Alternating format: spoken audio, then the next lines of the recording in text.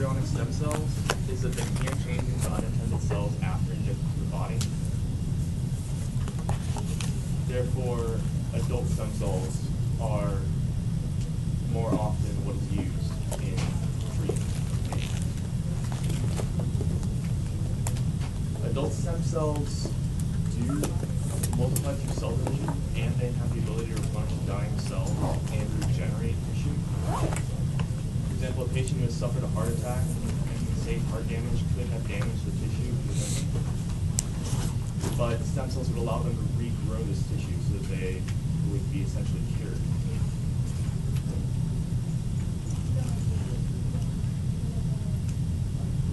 There are a number of people that have died awaiting for an organ transplant, because when people sign up for organ transplants, they have to wait for a donor that matches them. And some people wait months or even years hoping that they can get an organ that will match them. And even when their queue comes up and they're given an organ, it doesn't always match. And a lot of times their body rejects it and they die anyways. Stem cells would allow them to pretty much heal their own organs by injecting them. This way, they would not have to wait in queue anymore. They would simply cure themselves with the adult stem cells. They wouldn't have a significant amount of error that would cause the body to reject the organ that would grow from their own body. Stem cell research shows promise in curing many diseases that have caused large problems that we have not been able to find many cures for, only treatments for symptoms. Stem cell research has shown potential to cure diseases such as diabetes, Parkinson's, heart disease, Alzheimer's, and even cancer. According to U.S. News Today, 80% of Americans actually support embryonic stem cell research. Our federal law has never outlawed embryonic stem cell research in the past.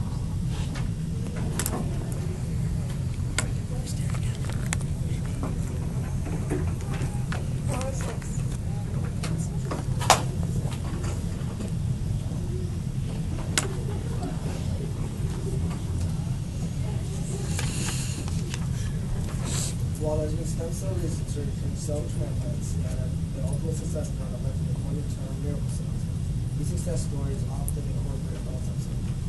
However, with embryonic cells that are yet to develop, the issue of such procedures goes beyond the scientific stance and into the question of evaluating disease.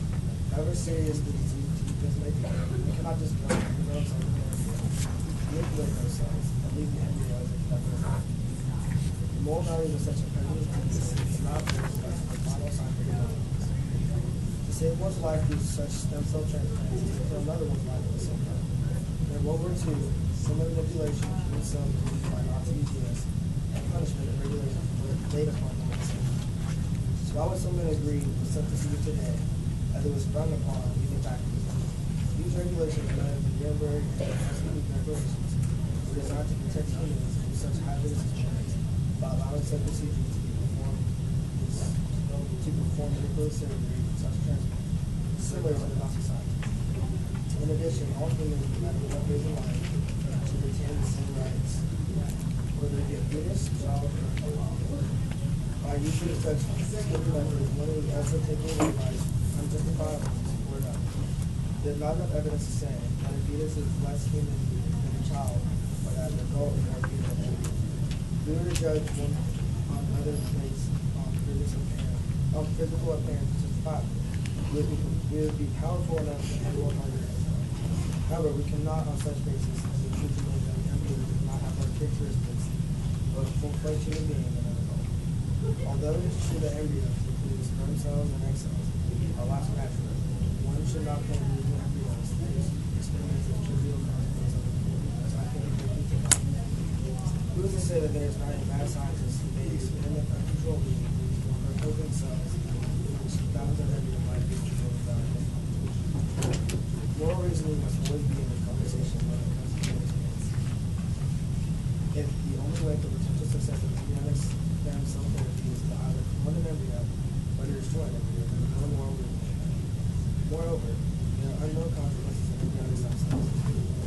so versatile, these cells may become cancers. In other cases, these stem cells are rejected by other bodies, causing more problems than exist. A system designed to fight cumulative influences. Such immune rejections have actually been shown in other clinics, in which the patient has to doctors. In addition, such a negative outcome much of these stem cell research is used by private companies like big biotech and Herbert to make a profit. No different from tobacco companies, with even surrounding scientific and ethical consequences. How can we justify this? As adult stem cells provide success, what is the benefit of MBS? The benefit of embryonic stem cells is justified, disregarding its versatility and whatever future scientific wider towards the embryonic stem cell. With this logic, the wider benefits of embryonic cell are a reflection of the model body. You are to say that embryo has been made completely viable in the vital world. No way to take away rights of any being to help make a living being live. If you want to assume that developing, if you want to assume that developing being life within humans or any living being for the selfish purpose of the man. However, understand, therefore, helping us to do good and will not take up to him therefore something.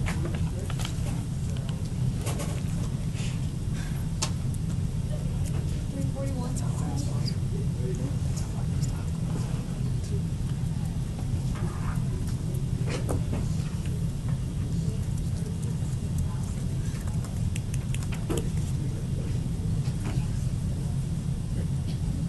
Word.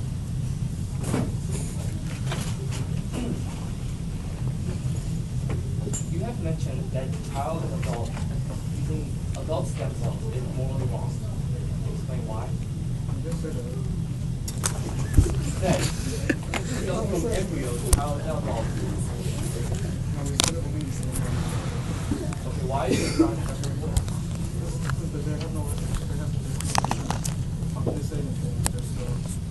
Why are they considered a person? Because they want to put the technology to if an embryo and you less human than a child, you're basing treatment on physical traits. Okay, let me first give you the benefits of embryonic stem research. We have spent over $90 billion on $91 billion in cancer research. And embryonic stem research has cured potential to make those decisions. Now, embryos we only use embryos that are about to be discarded, or we use embryos that are government funded from vitro fertilization. So what is wrong with using those embryos that are about to be discarded? That's a false dilemma. So the two solutions you have is either waste the spare embryos, right? Or to exploit them for research. Why can't you don't know that they're going to already die already? Because that's just sacrificing more potential life unnecessarily. So you're saying that embryos are alive as a person, right?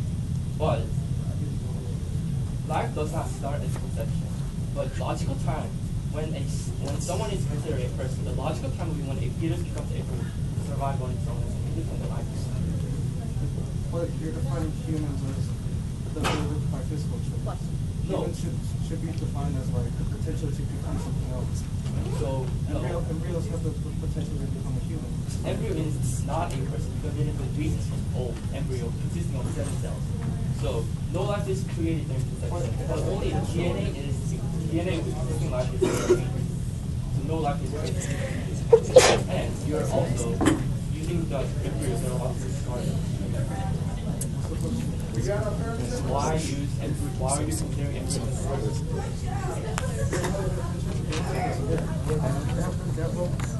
So are you saying that it is better to discard those embryos that are not considered a person and overlook the potential to find cures for cancer on them?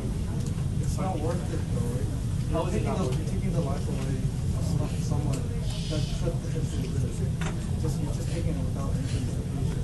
They don't have the right to do it. They don't have any say in if we can physically do it. So you take more importance in embryos that are discarded over millions of people who suffer around the world from The ones that cancer. are about to be discarded, we don't know that they're going to We only use embryos that are discarded.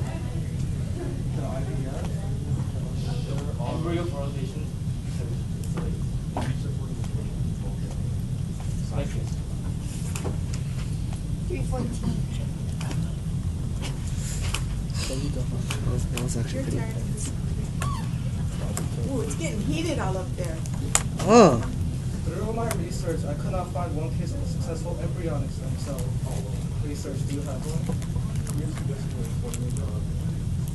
research for development of embryonic stem cells. The informant of ours is piercing with church treatment. He's adult stem cell. So cure, actual cures are many years away, since research has now progressed to the point where even one cure has been generated by embryonic stem cell research. However, we're talking about cures for cancer, Alzheimer's disease, Parkinson's disease. This is not something that we just consider as a disease. This is worldwide. We spend billions of dollars. If we can find a cure for it, it will impact us greatly. But do you guys have a successful embryonic stem cell story? No, we have not found a cure yet. It takes time, painstaking time. You know how embryonic stem cells, they can grow into anything, right? They can grow into like cancers and tumor cells. So what's the benefit? As in any single human body. That's why we use adult stem cells for treatment, not embryonic stem cells. We only use embryonic stem cells for research, not treatment. Do you know these embryonic stem cell research implant costs $200,000 Alright? Each stem cell implant with embryonic stem cells, do you know that it costs $200,000 minimum per implant? Did you know that we have spent over $90 billion on that in the past? So, okay, embryonic stem cell treatment involves destruction of one organism in favor of the survival of another one that's already living. What's the justification of such sacrifices? An embryo is not considered an organism yet. It's like that's simply a cluster of cells that is not yet grown into an organism.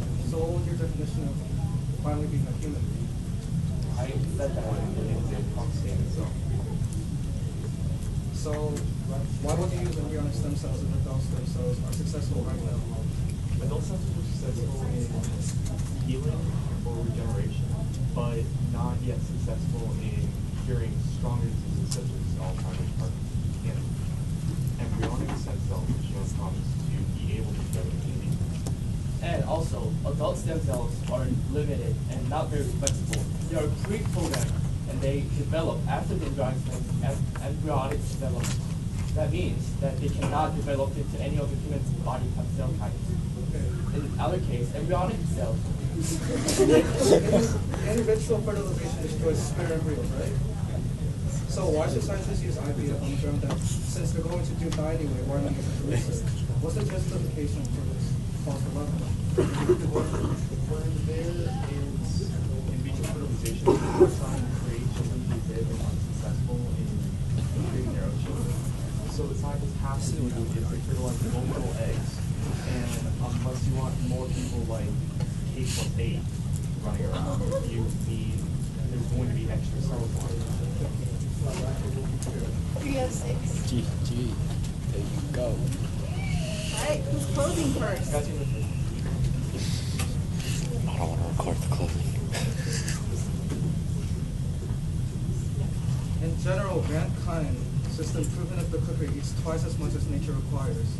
This quote by Benjamin Franklin emphasizes the greed of human beings. What greater example of greed than the use of embryonic stem cells over an already successful use of adult stem cells?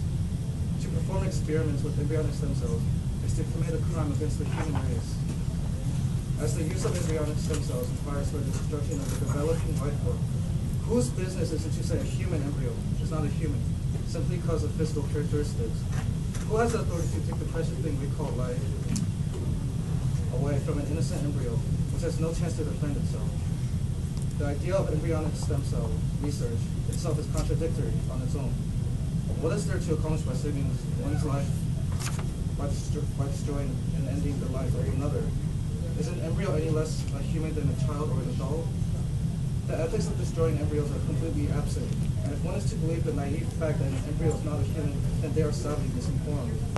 Unfortunately, the fact is the true definition of the human depends upon many minds, physical traits. However, humans should be defined by their ability to assimilate into proper living organisms. Experiments to exploit, manipulate, and destroy future human beings are simply unethical.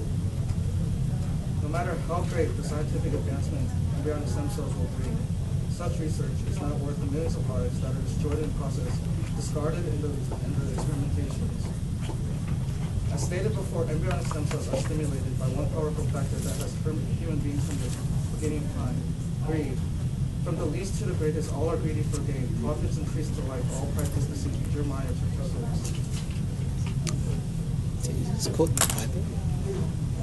145. Can you do that? You can quote anything.